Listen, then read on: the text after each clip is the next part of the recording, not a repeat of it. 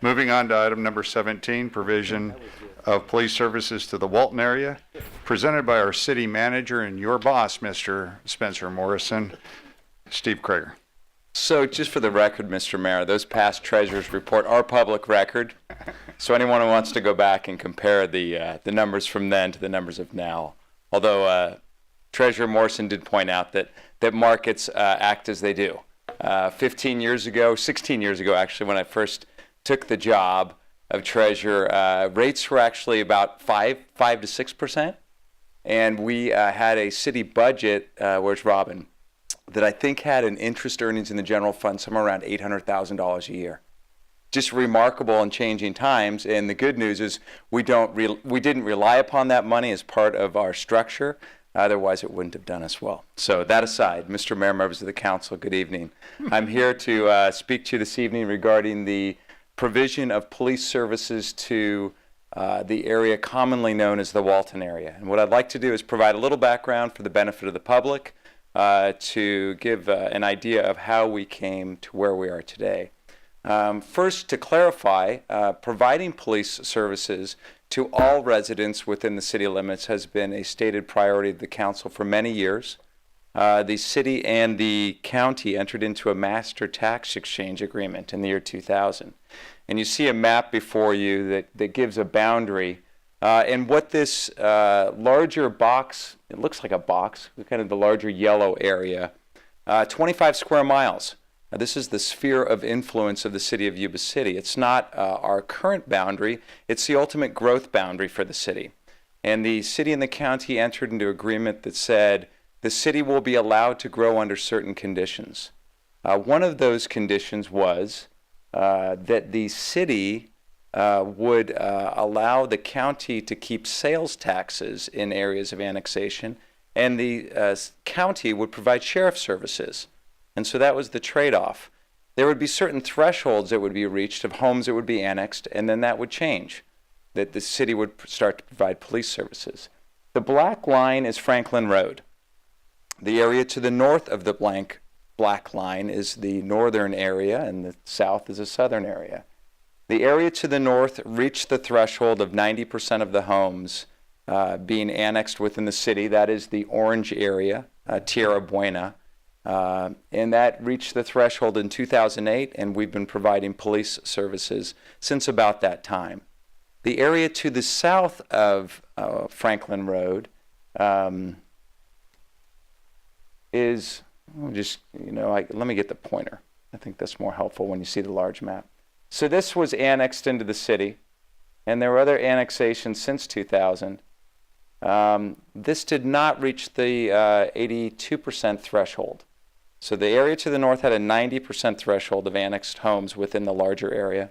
This area down here, so if you were to draw a boundary right here, once 82% of the homes within this boundary were annexed, it would trigger police services. This was not enough to trigger it. In the early 2000s, an effort was made to look at annexing this area so that the threshold would be reached and the trigger would move to police services. That did not go through. So where we are today. So here we have the area in question. This is that Walton area that's listed here. This has become commonly known within the police department as Beat 6. So if and when this area is annexed into the city, it would trigger Beat 6 to be covered and no longer be covered by the sheriff's services but by city services. So in order to understand how the community feels, we started some outreach among the city staff and other individuals to start conversations with community leaders to sense the reception to this. The reception's been positive, otherwise I wouldn't be here before you today to talk about next steps. So the Master Tax Exchange Agreement provides a process for the orderly transition of services from the sheriff to the police. It provides for about a 1 year, Chief, is it about a 1 year term for transition? That said, our police chief and the sheriff have an excellent working relationship. So there's that understanding, especially as we work with the county, that's a governor of time, but that we would be afforded the time to be able to transition the services well if and when annexation occurs. As part of that, although I don't have all the details for you today, we've done rough estimations. And as I mentioned, there's a sales tax transfer. So that transfer, the city would be no longer obliged to keep the county whole within the sales tax in the area. The savings to the county is they'd no longer need to provide the sheriff services.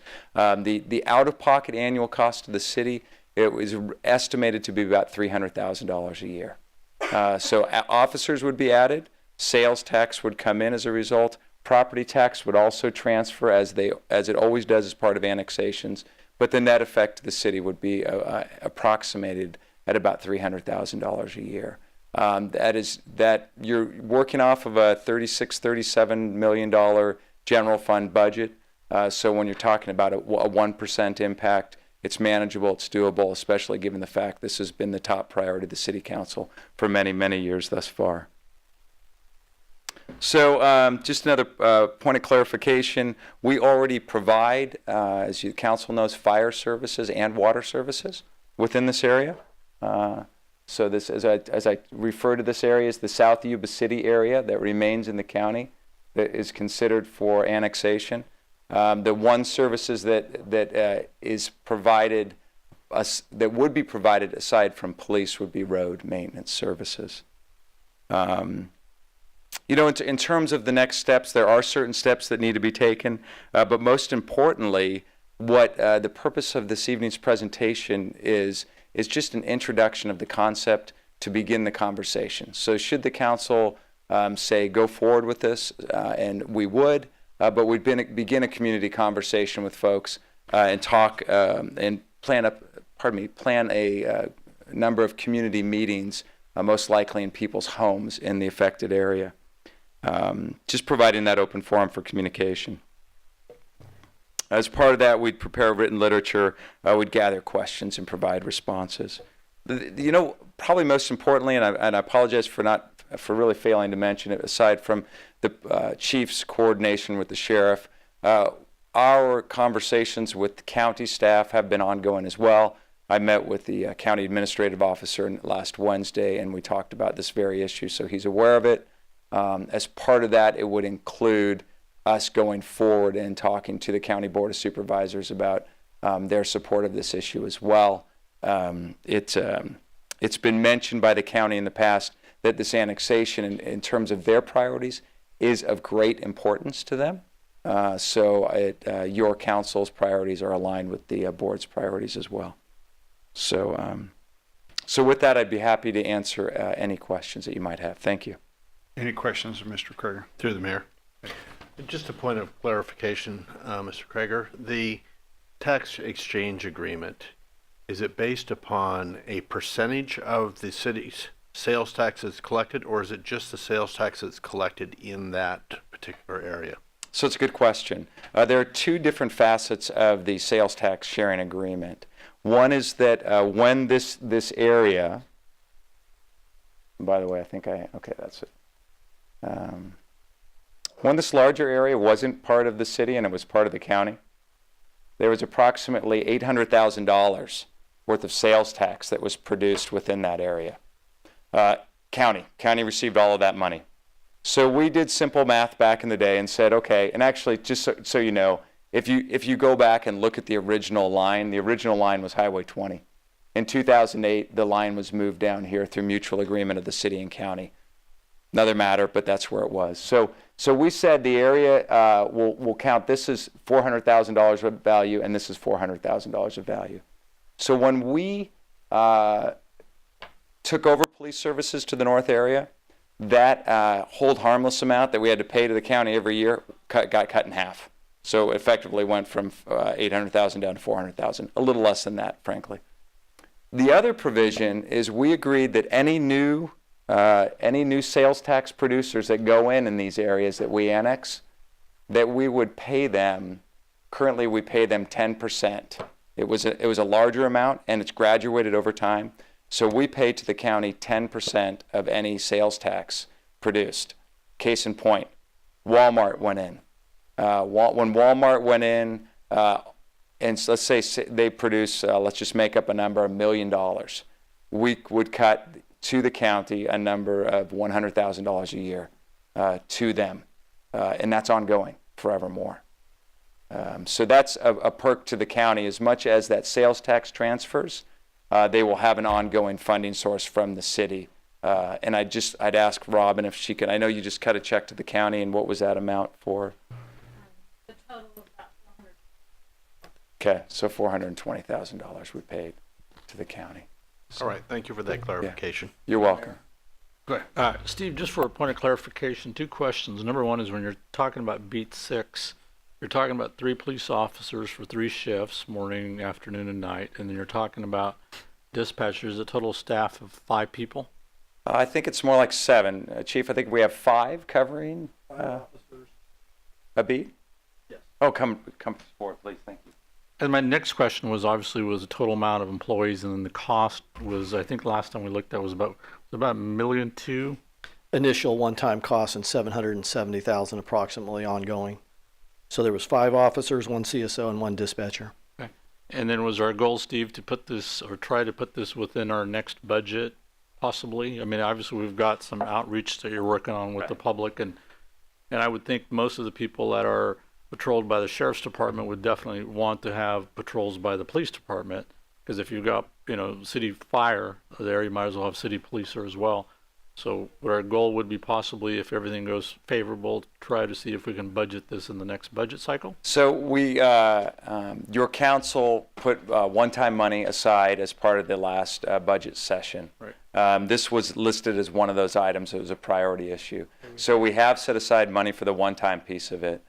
We would look through working through the budget cycle to have a placeholder in there.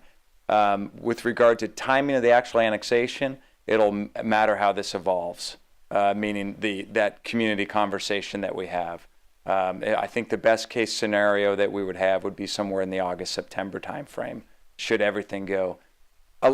When I say that, it sounds like a long time, but a lot of it's legal timeframes, noticing timeframes. Part of that local agency formation commission process has months of time that's scheduled in the statutes. Right, and the only reason I say that is that enough time for the chief to bring on 7 people, hire 5 additional police officers. So it's not. We would not expect what we would put into that agreement, working cooperatively with the county, is a time frame for transition. So we might actually, when I say August, September, that would be where it could be approved. As far as the trigger date when services would transition, we'd want to work on that date. I know I'm speaking for the chief. He can add clarity if he'd like, but we have talked about the importance of that. Yeah, I would just echo the sooner than later. I mean, it's definitely something that many of us here are pushed and definitely want to get this done. And I know you're doing everything you can to recruit additional police officers, because that's where the savings in our budget have come from, of not filling the positions there. So it's not lack of not trying, but so, I mean, that's the only thing I'd say. Thank you. Any further comments, questions? Mr. Krager, thank you very much for Thank you. the informational item.